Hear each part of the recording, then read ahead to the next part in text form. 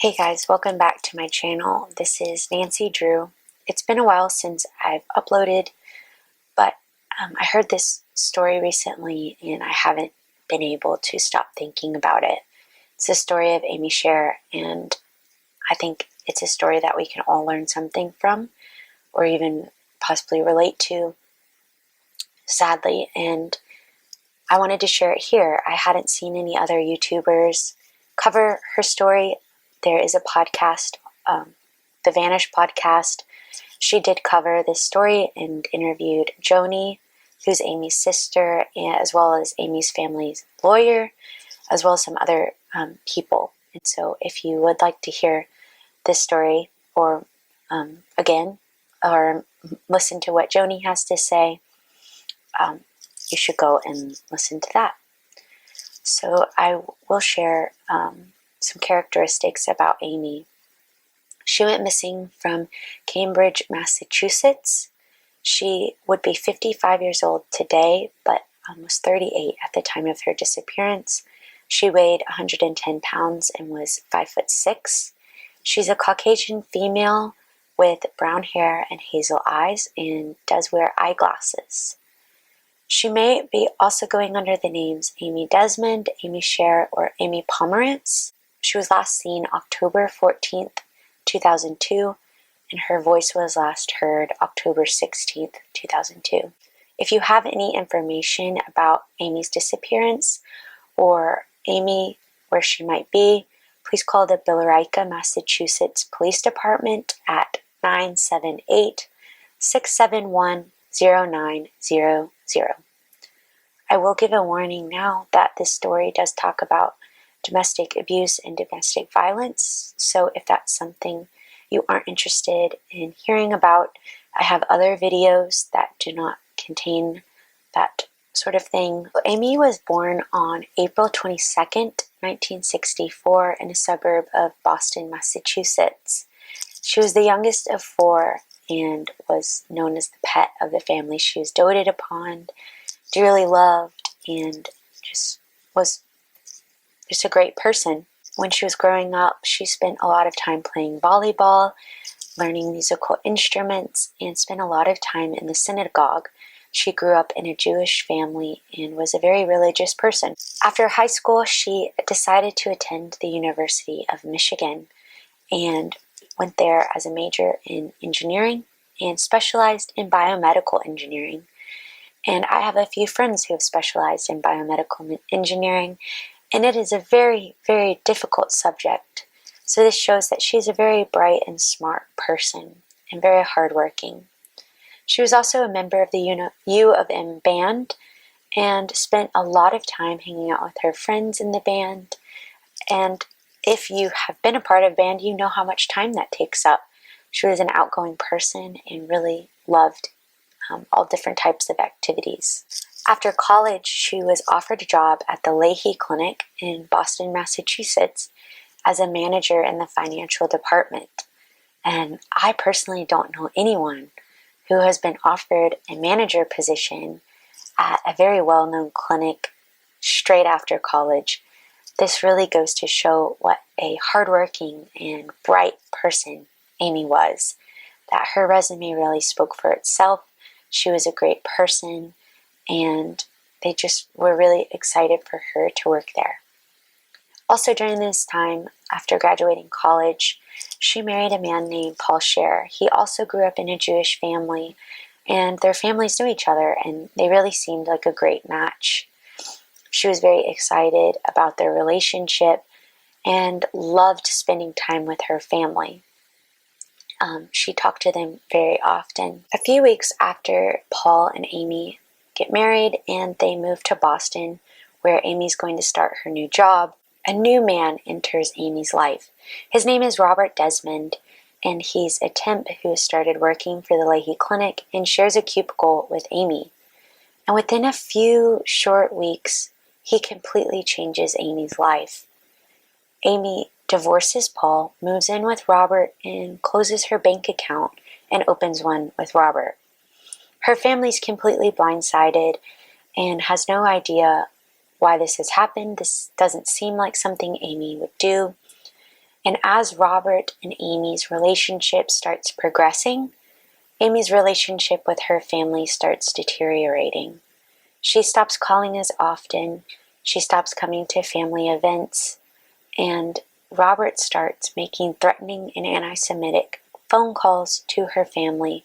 Her family has no choice but to take out a restraining order. This restraining order, he's stated saying, "I'll wipe out the entire family." Her family believes that Robert did this in order to cause a rift in the family, to give Amy a reason to stop talking to them. That by causing them to take out a restraining order, Robert now has leverage on Amy to state, "Look, your family took out a restraining order against me.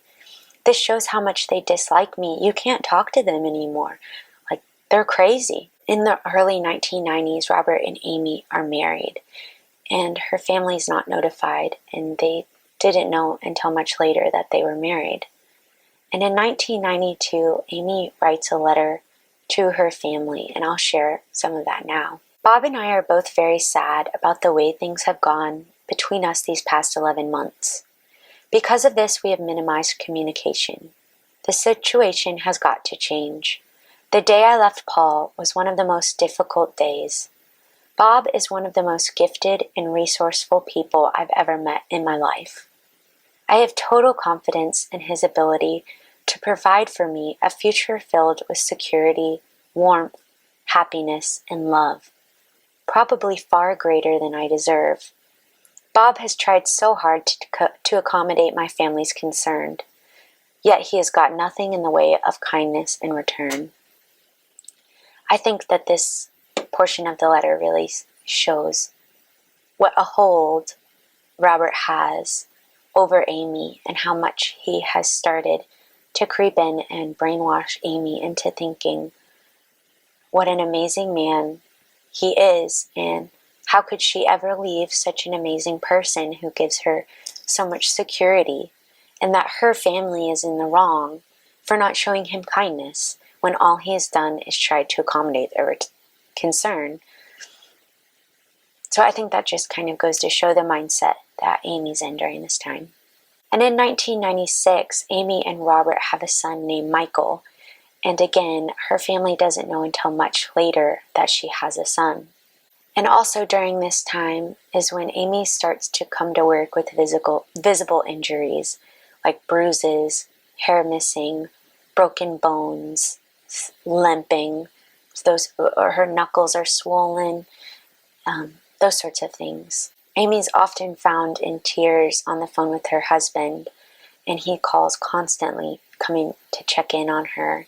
And her coworkers are so upset by seeing her this way that they start putting flyers up in the restroom and even offer Amy $10,000 to take her son and go underground and leave her husband.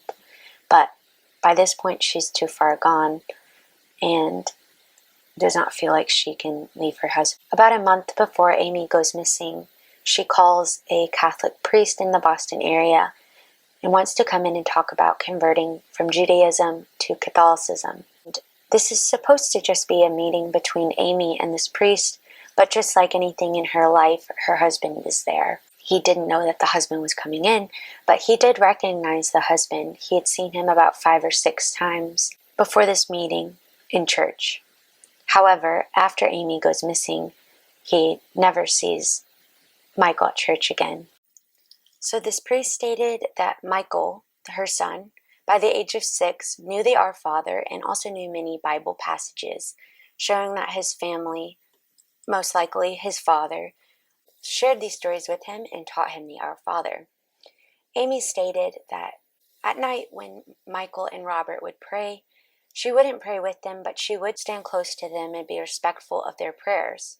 And many people believe that this meeting between Amy and the priest was another way that she couldn't even have her religion, that he forced her to become a Catholic, and that this was just another thing that he took from her in a way to change her life to become what he wanted it to be. So also during this time, Amy's family has hired a private investigator to check up on her every couple of months just to make sure that she was okay and that her child was okay. So on October 9th, which was a Wednesday, 2002, this private investigator gave Amy some photos of her nieces with notes written on the back that said, "Aunt Amy, we miss you and love you." And after the private investigator gave these photos to Amy outside the Leahy Clinic, she was seen crying. And after a few hours, she went and talked to her boss about this man giving her something that she didn't want. And after this, Amy called the private investigator on the same day and stated that she did not want her family to be a part of her life. Later, after Amy went missing, a letter was found on Amy's computer that was written in a style and a font that wasn't very typical of Amy. This letter was never sent, but it was a complaint about this private investigator showing up at her workplace.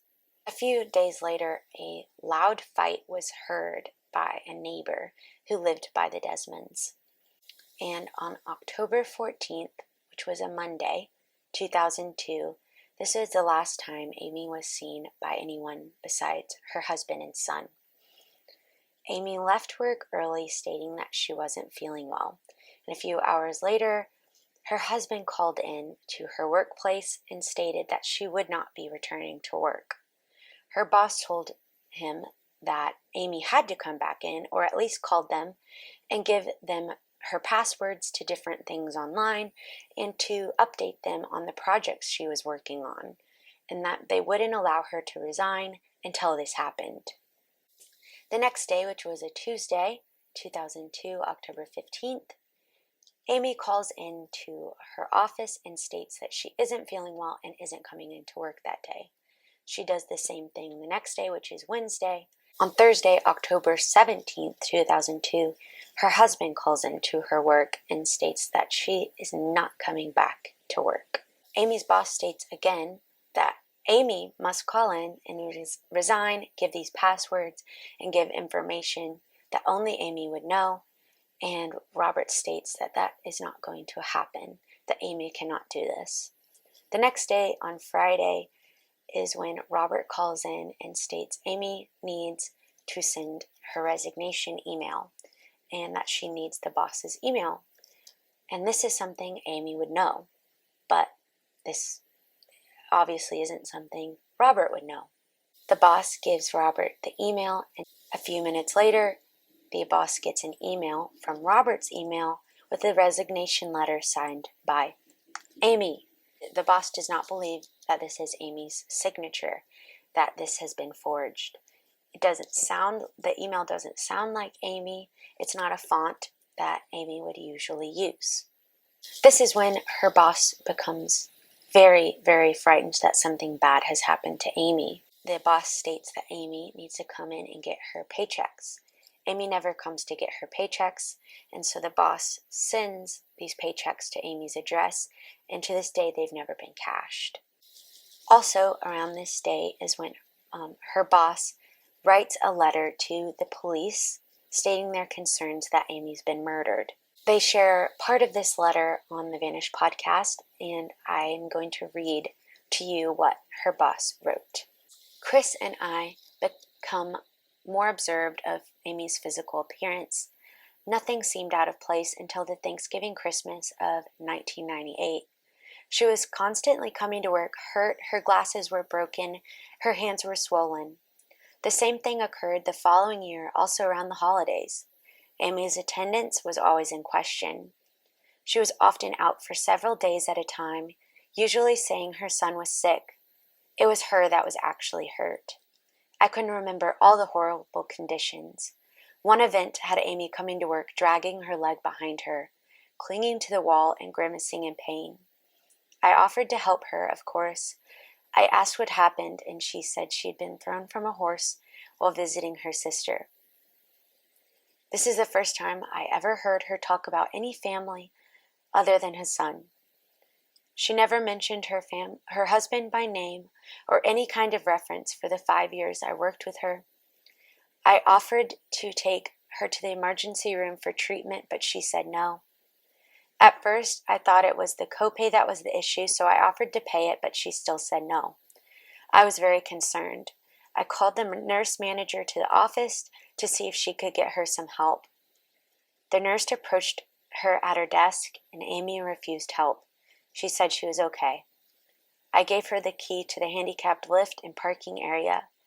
She continued to grab onto anything she could for support, including the sidewalls of the cubicles. After several days, she showed up with crutches that were for a child. After a few days of struggling with the small crutches, she showed up again with adult crutches.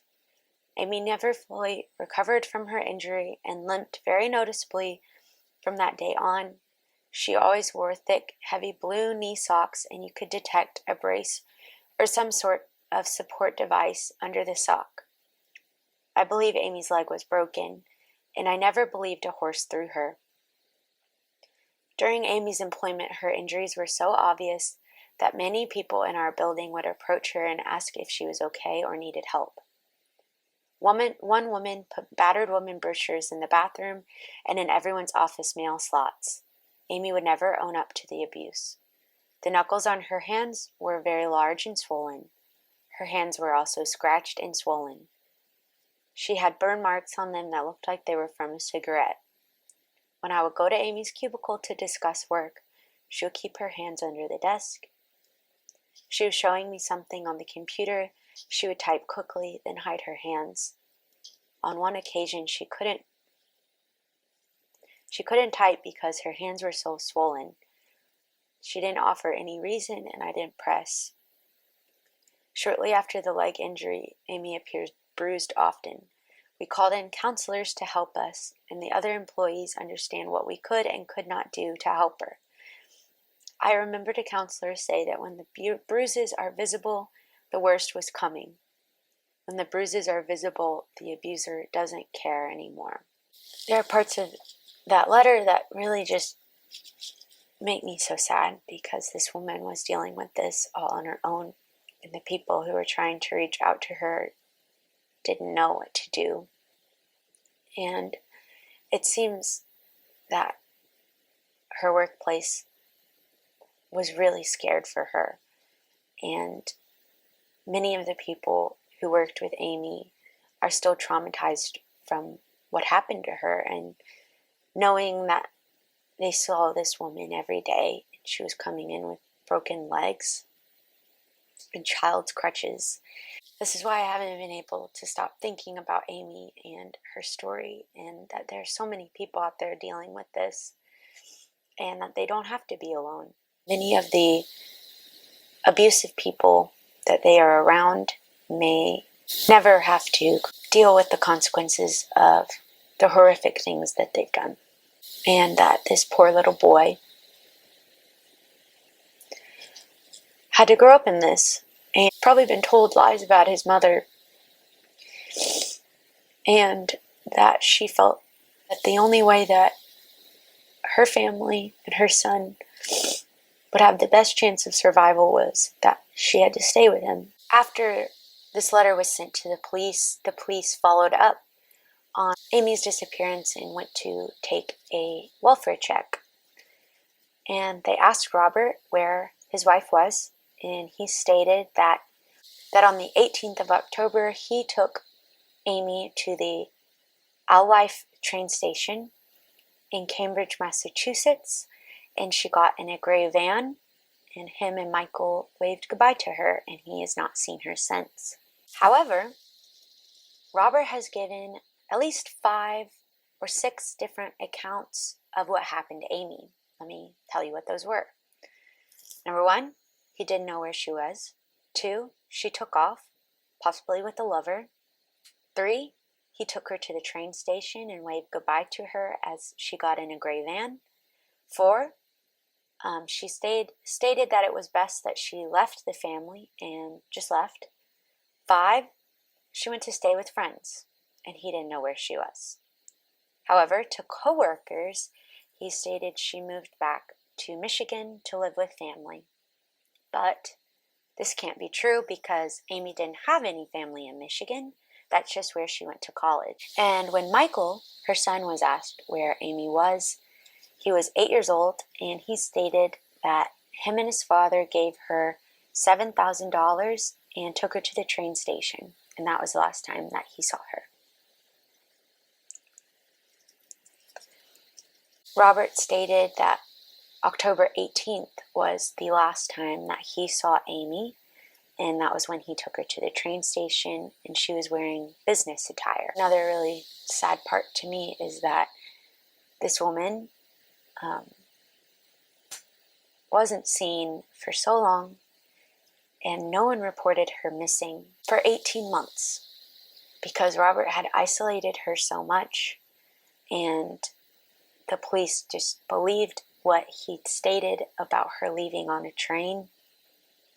And so for 18 months, this wife, this mother, this friend, this daughter was not seen. 18 months after Amy went missing, her mother was told by the private investigator that Amy had gone off the grid, that her credit cards, her bank account, her phone, nothing had been used, and that the private investigator believed she was missing.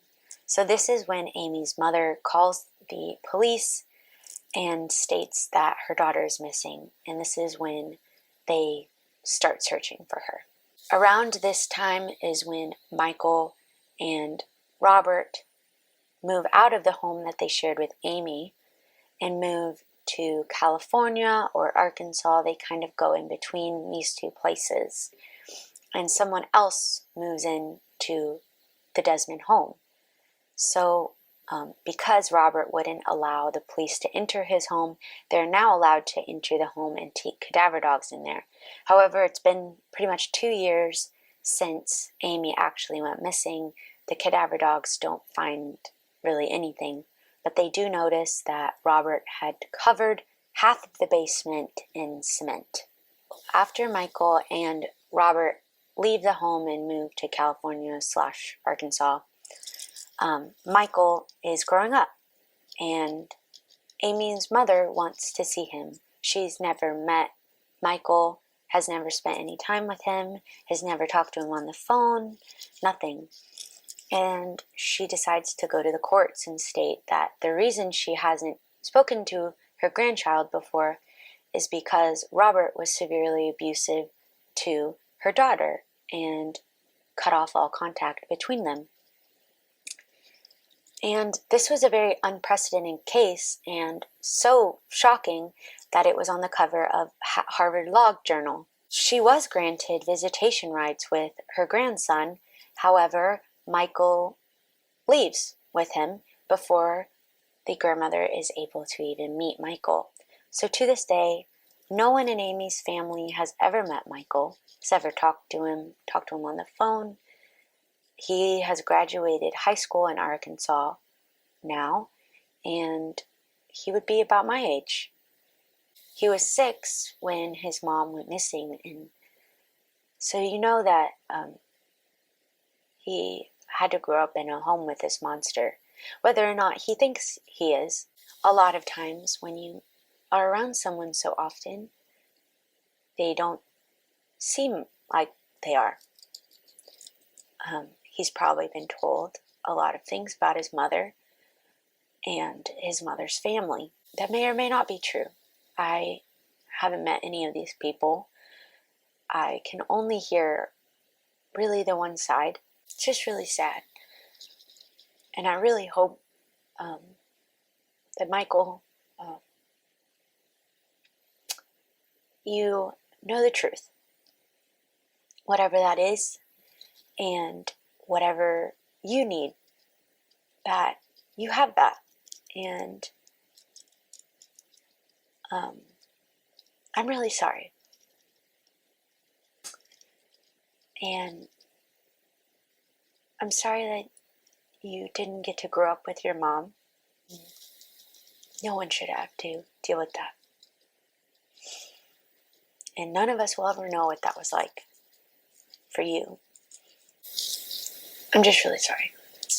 I haven't been able to stop thinking about this. I've had dreams about it. But